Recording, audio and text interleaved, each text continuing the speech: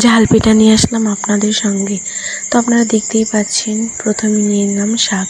তো আপনারা যে কোনো শাক দিয়ে বানাতে পারেন। আমি নিয়েছি পুঁই শাক, কি সুন্দর লচলচা কুচি, দেখতেই পাচ্ছেন, এখনই তুলে নিয়ে আসলাম।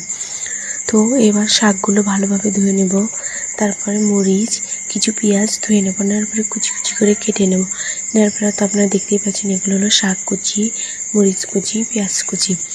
তো এরপরে একটা বাটি নিলাম, নেওয়ার পরে দিয়ে দিব শাক কুচি দেওয়া, সব কিছু দেওয়ার পরে দিয়ে দেবো মরিচ, পেঁয়াজ, আদা রসুন বাটা, কিছু রসুন, সামান্য লবণ, সামান্য পরিমাণে হলুদ। তারপর দিয়ে দেব তেল, কড়াইতে গরম হোক, ততক্ষণে আমি একটু মেখে নিই।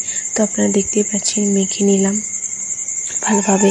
দেখতে পাচ্ছেন কি সুন্দর মাখা হয়েছে, ডোটা তৈরি হয়েছে। তো ছোট ছোট করে একটু তেলের মধ্যে ছেড়ে দেবো, দেওয়ার পরে দেখতেই পাচ্ছেন পিঠা হয়ে যাচ্ছে। তো আপনারা যে যতটুকু পারেন ততটুকুই নেবেন।